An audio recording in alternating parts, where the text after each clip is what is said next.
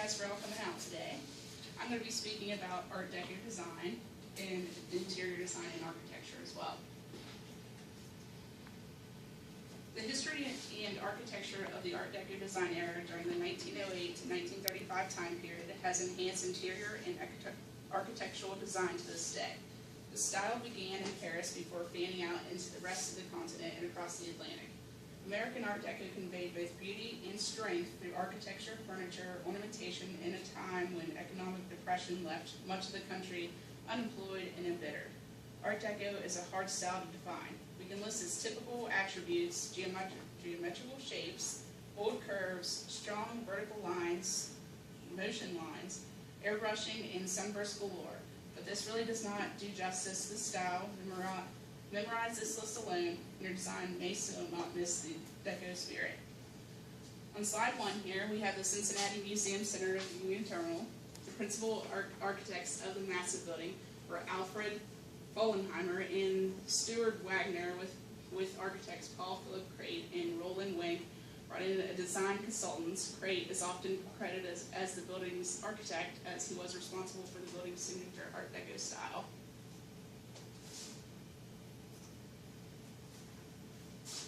The second architectural structure that I'll be discussing is that of the Golden Gate Bridge, which is one of the United States' biggest landmarks. In the industrialized world, the early years of the 20th century and the beginning of the Art Deco movement were filled with promise, fueled with prosperity, and driven by technology. A new age demanded new architecture. There are many examples of Art Deco architecture in the United States. The Golden Gate Bridge is an excellent example of the Art Deco structure that has inspired many and become a symbol for its city, San Francisco, and for the country.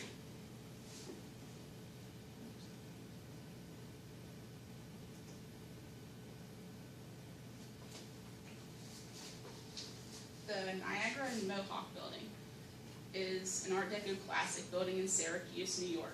It is the building of Niagara Mohawk Power Utility Company. The building was first built in 1932. It was headquarters for what was then the nation's largest electric utility company.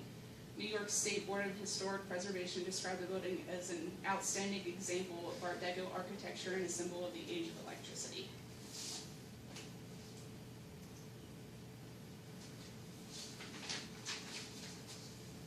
The final architectural structure that I found to be elegant and a great example of the Art Deco period was that of the Empire State Building. Who would have thought that an Art Deco design example would only be a few hours away from us? The Art Deco design is about more than color and ornamental patterns. The very shape of these buildings express a fascination for orderly forms and primitive architecture. The early Art Deco skyscrapers suggest Egyptian and Syrian pyramids with terraced steps rising to the top. The Empire State Building was built in 1931 and in New York City, and is an example of a tiered or step design, as you see there in the picture.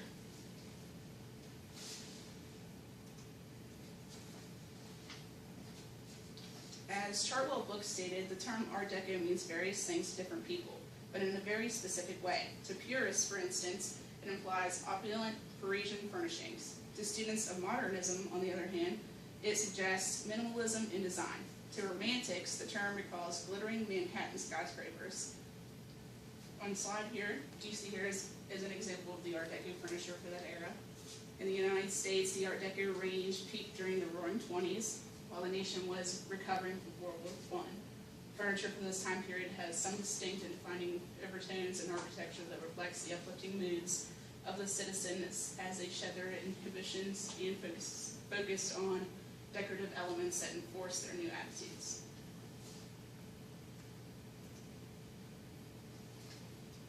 When discovering Art Deco furniture, I realized we use much of the same pieces today in our homes and businesses. I've included a few pieces of work that I've found to be intriguing. This one here is a chest of drawers. It's a dresser. It was made in the 1930s, and it's made of wood inlaid with ebony threads, chest of drawers, bronze handled, and key overlean vents.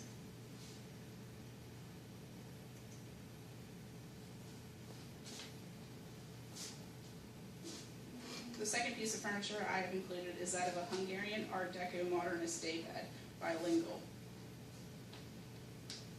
It's made of black lacquer daybed by Lingle Workshop with new fabric. It was manufactured in the 1930s.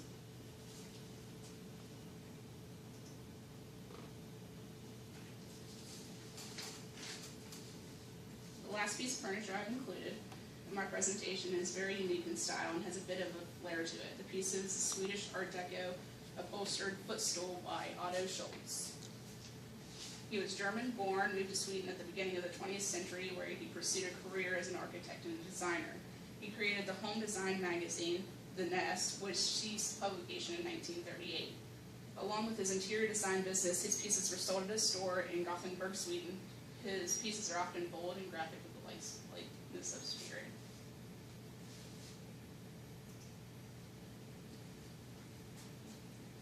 Reaching into our last category of Art Deco work is that of the ornamentation and different arts people of that era had designed within the Art Deco design period. The first in the ornamentation category is that of what is named a Victoire, a superb early 20th century Victoria car mascot by René Lalique. His highly sought after clear and frosted glass car mascot, fashioned as the spirit of the wind, is the most iconic of all René Lalique's car mascots and very rare to find in perfect condition.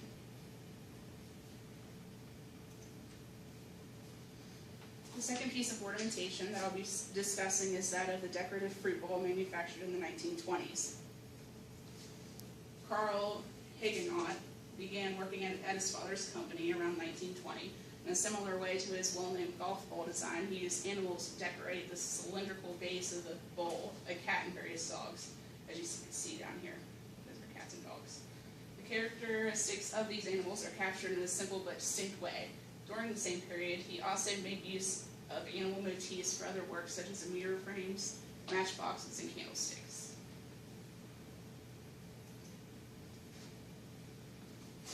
Another popular era for the sculpture design, Art Deco produced several different sculpture designs through various artists.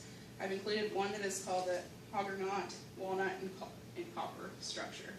This is a very rare, tall, and graceful Hagernaut sculpture, which mostly modeled after Isadora Duncan and possibly Josephine Baker. It is in perfect original condition and fully marked on the underside. And then it basically states that his company, that he was handed down to from his dad. And that it was very explicit and looks great from all sides.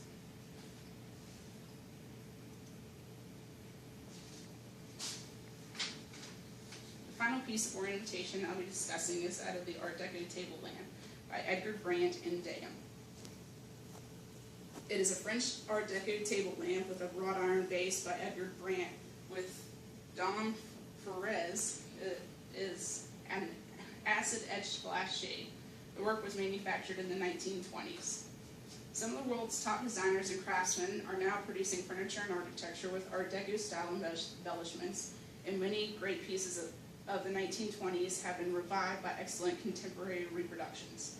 The Art Deco style and design was all about mixing form with function, and that is what makes the Art Deco era still popular today.